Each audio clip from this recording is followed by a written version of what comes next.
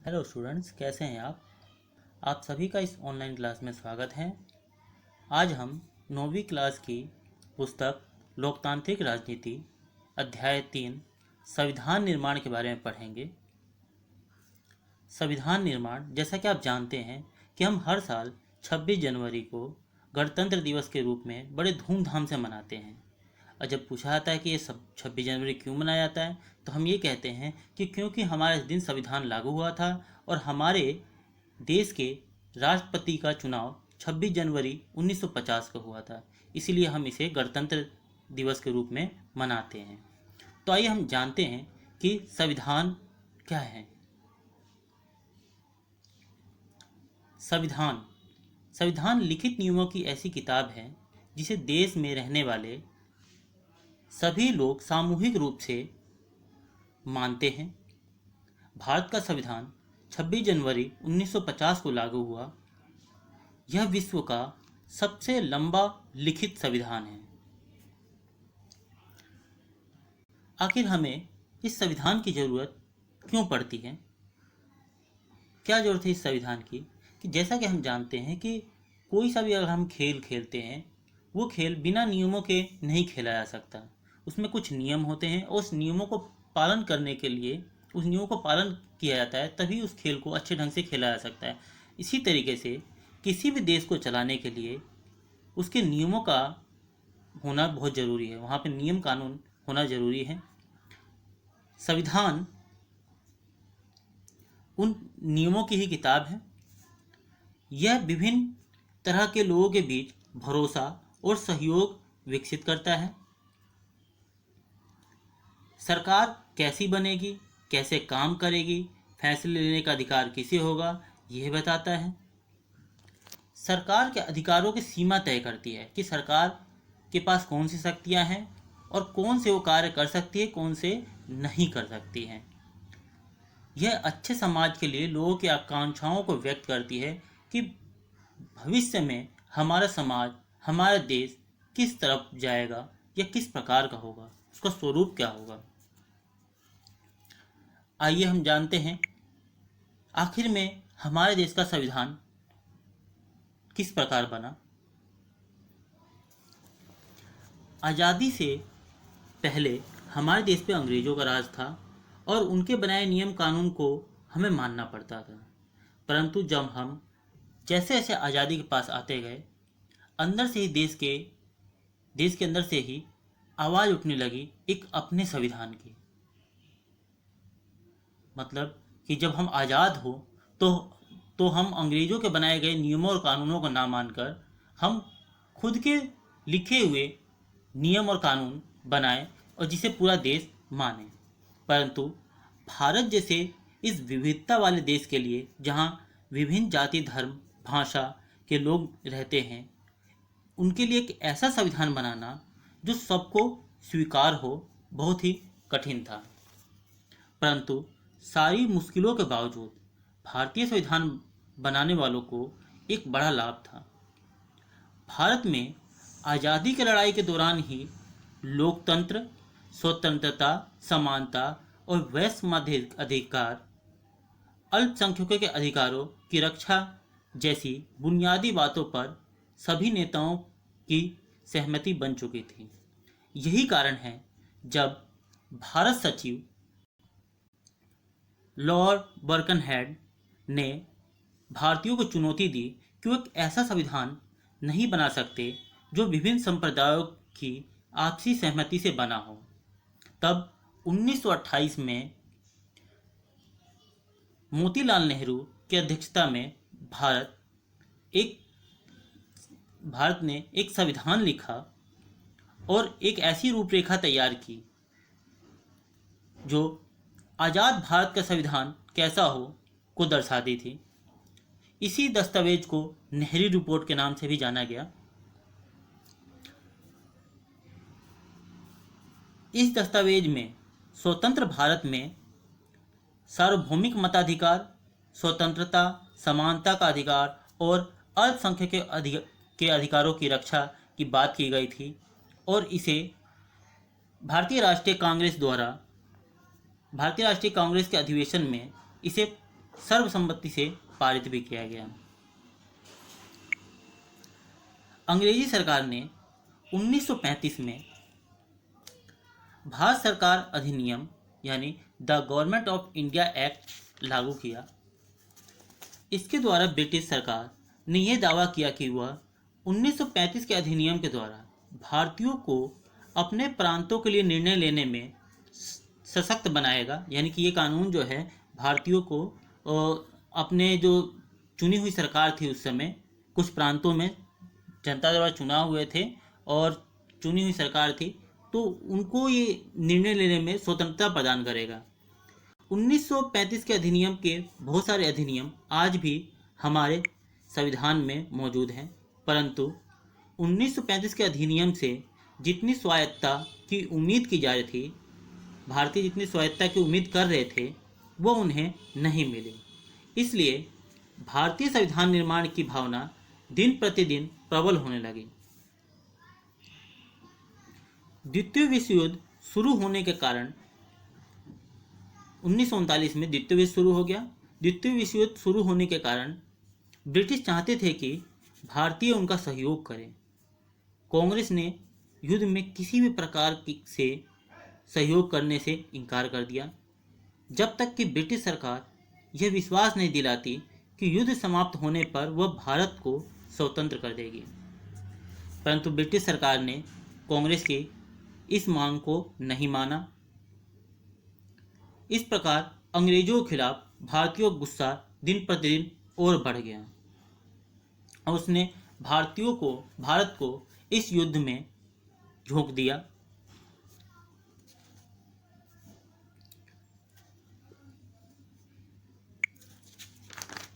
द्वितीय विश्व युद्ध के प्रारंभ हो जाने पर भारत के स्वतंत्रता संग्राम और तेज हो जाते हैं। भारत छोड़ो जैसे आंदोलन ब्रिटिश सरकार की नींव को हिलाने लग जाते हैं। अब अंग्रेजों का भारत पे अधिकार जमाए रखना बहुत कठिन होने लगा था। साथ ही सुभाष चंद्र बोस के द्वारा सशस्त्र विद्रोह ने भी अंग्रेजों के नाक में दम कर रखा था।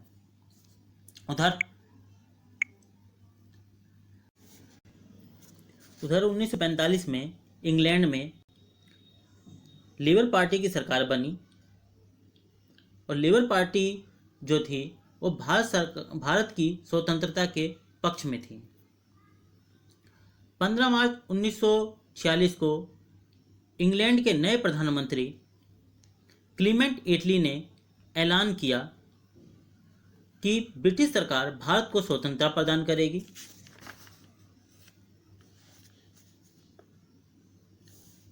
साथ ही संविधान सभा बनाने का उद्देश्य पारित किया जो नए संविधान का निर्माण करेगी। ब्रिटिश सरकार ने भारत की स्वतंत्रता को किस प्रकार सौंपा जाए तथा संविधान की रूपरेखा के संबंध में विचार विमर्श करने के लिए 3 मंत्रियों का दल भारत भेजा, जिसमें Alexander Pethick Lawrence, Sir Stafford Cripps शामिल थे। इसे ही कैबिनेट मिशन कहा गया। कैबिनेट मिशन ने कांग्रेस के नेताओं से संविधान की रूपरेखा पर विचार विमर्श किया कि संविधान किस प्रकार का हो, उसका निर्माण कैसा हो। संविधान बनाने के लिए संविधान सभा की कार्यप्रणाली निर्धारित की और उसी के आधार पर संविधान सभा का निर्माण हुआ। यानी कि कैबिनेट मिशन की अनुशंसा पर उन्हें जो दिशा निर्देश दिए उसी के आधार पर संविधान सभा का निर्माण हुआ। संविधान सभा का गठन। संविधान सभा क्या है? चुने गए जनप्रतिनिधियों की सभा जो संविधान निर्माण का कार्य करती। यानी कि संविधान निर्माण के लिए कुछ लोगों को चुना गया और उन्हें ही संविधान सभा कहा गया। यही लोगों ने आगे चल के भारत का संविधान को लिखा, उसका कार्य पूर्ण किया, लिखने का कार्य पूर्ण किया। संविधान सभा के सदस्यों का चुनाव जनता ने नहीं बल्कि भारत के राज्यों की सभाओं के निर्वाचित सदस्यों द्वारा जुलाई 1946 में किया गया। संविधान सभा की पहली बैठक 9 दिसंबर 1946 को हुई, जिसमें सबसे बुजुर्ग डॉक्टर सच्चिदानंद सिन्हा को अस्थायी अध्यक्ष के रूप में चुना गया, क्योंकि संविधान सभा की कार्रवाई चलानी थी, लेकिन उस समय चुनाव नहीं हो पाए,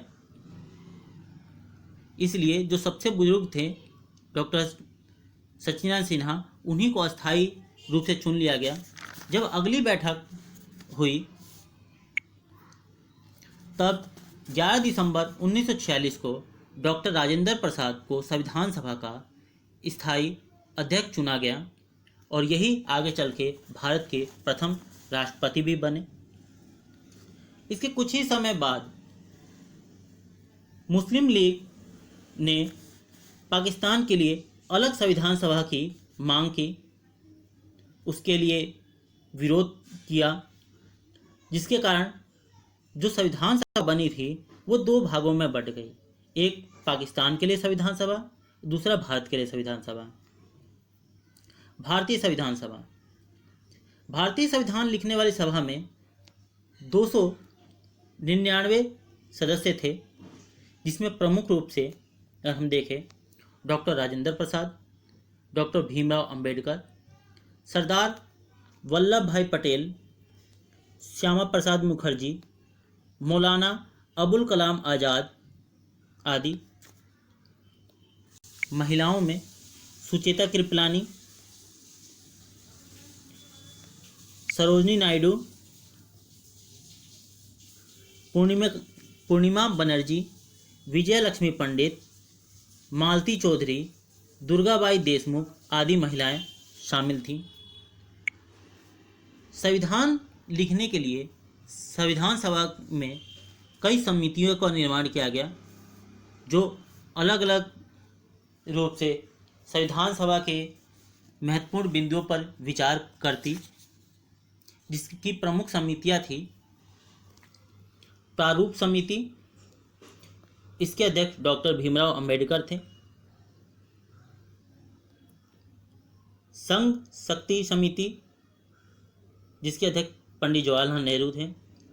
प्रांतीय संविधान समिति, जिसके अध्यक्ष सरदार वल्लभ भाई पटेल थे।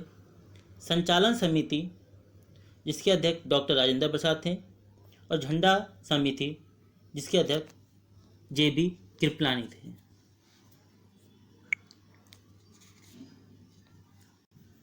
संविधान सभा के सदस्यों की कड़ी मेहनत के बाद संविधान सभा ने 2 वर्ष 11 महीने और 18 दिन में कड़ी मेहनत के बाद इसको 26 नवंबर 1949 को बना दिया, संविधान को बनाया और 26 नवंबर को ही इसको अंगीकार कर लिया, यानी कि उसे स्वीकार कर लिया। इसलिए 26 नवंबर को हम संविधान दिवस के रूप में भी मनाते हैं। परंतु 26 नवंबर को संविधान तो बन गया था, लेकिन इस संविधान को 26 जनवरी 1950 को लागू किया गया, जिस दिन से हम इस दिन को गणतंत्र दिवस के रूप में, यानी कि रिपब्लिक डे के रूप में मनाते हैं। अब संविधान तो पहले ही बन चुका था, फिर इसे 26 जनवरी 1950 को ही क्यों लागू किया गया? क्योंकि इसके पीछे कारण है, क्योंकि 31 दिसंबर 1929 को लाहौर अधिवेशन में पंडित जवाहरलाल नेहरू ने पूर्ण स्वराज की मांग को लेकर रावी नदी के तट पर इन्होंने तिरंगा फहराया और ये घोषणा की कि 26 जनवरी 1930 को हम स्वतंत्रता दिवस के रूप में मनाने का पूरे देश को आह्वान करते हैं, यानी कि पूरा देश 26 जनवरी को स्वतंत्रता दिवस के रूप में मनाएगा। हालांकि हमारा देश 15 अगस्त 1947 को आज़ाद हुआ, लेकिन ये एक ऐतिहासिक पल था जब हमने स्वतंत्रता दिवस के रूप में मनाना शुरू किया 26 जनवरी को। इस पल को एक ऐतिहासिक पल के रूप में याद करने के लिए हमने 26 जनवरी 1950 को संविधान लागू किया, ताकि हम इसे हर वर्ष याद कर सकें। भारतीय संविधान की प्रस्तावना। भारतीय संविधान प्रस्तावना से शुरू होती है। प्रस्तावना या उद्देशिका को भारत के संविधान का प्रतिबिंब कहा जाता है। हमारे संविधान के निर्माण के पीछे क्या दर्शन था, इसे प्रस्तावना के द्वारा समझा जा सकता है। भारत के संविधान की शुरुआत की बुनियादी मूल्यों के साथ होती है, जिसे संविधान की प्रस्तावना कहते हैं। भारतीय संविधान जब बना तब उसकी प्रस्तावना में समाजवादी, पंथ निरपेक्ष, अखंडता शब्द नहीं जुड़े हुए थे। इन्हें 42वें संवैधानिक संशोधन सन 1976 में जोड़ा गया। आइए अब हम भारतीय संविधान के मूल सिद्धांतों को समझते हैं। भारतीय संविधान के बुनियादी मूल्य, जिसके ऊपर हमारा पूरा संविधान टिका हुआ है, जिसमें प्रभुत्व संपन्न, समाजवादी, पंथ निरपेक्ष, लोकतांत्रिक गणराज्य, न्याय, स्वतंत्रता, समानता, बंधुता है। इन्हें हम एक एक करके समझते हैं। प्रभुत्व संपन्न, इससे अभिप्राय है कि भारत अपने फैसले लेने के लिए पूर्णतः स्वतंत्र है। कोई भी बाहरी शक्ति इसके फैसले को प्रभावित नहीं कर सकती। जैसे कि पहले जम्मू कश्मीर एक राज्य था, इसे भारत सरकार ने केंद्र शासित प्रदेश बना दिया। या जब अपनी देश की सुरक्षा पर प्रश्न उठे तो इसने चीनी ऐप को बैन कर दिया भारत के अंदर। तो भारत अपने आंतरिक और बाह्य निर्णय लेने में पूर्णतः स्वतंत्र है। समाजवादी, भारतीय समाजवाद रूस और चीन के समाजवाद से बिल्कुल अलग है। यहाँ का समाजवाद सरकार को ऐसी नीतियाँ बनाने के लिए प्रोत्साहित करता है जिससे अमीर और गरीब के बीच की दूरी कम हो। पंथ निरपेक्ष, पंथ अर्थात धर्म और निरपेक्ष मतलब अलग रहना, अर्थात भारत में सरकार का कोई धर्म नहीं है, परंतु सऊदी अरब, पाकिस्तान एक इस्लामिक देश है, यानी कि वहाँ की सरकारों का एक धर्म है। भारत में सभी धर्मों को समान सम्मान के दिया जाता है। यहाँ धार्मिक स्वतंत्रता है। लोकतांत्रिक, यहाँ पर सरकार जनता द्वारा एक निश्चित समय के लिए चुनी जाती है, और यदि जनता के लिए सही से काम यह ना करे तो जनता इसे बदल सकती है। सरकार जनता के प्रति पूर्णतः जवाबदेह होती है। गणराज्य, इंग्लैंड या सऊदी अरब की तरह भारत का शासक वंश के आधार पर नहीं, बल्कि जनता या उसके प्रतिनिधियों द्वारा एक निश्चित समय के लिए चुना जाता है। जैसे 26 जनवरी 1950 को डॉक्टर राजेंद्र प्रसाद भारत के पहले राष्ट्रपति चुने गए, और इसीलिए हम इस दिन को गणतंत्र दिवस के रूप में मनाते हैं। न्याय, सामाजिक और आर्थिक और राजनीतिक न्याय। भारत में कानून के आगे सभी समान हैं, चाहे वो किसी भी जाति, धर्म, लिंग, भाषा या अमीर गरीब हो।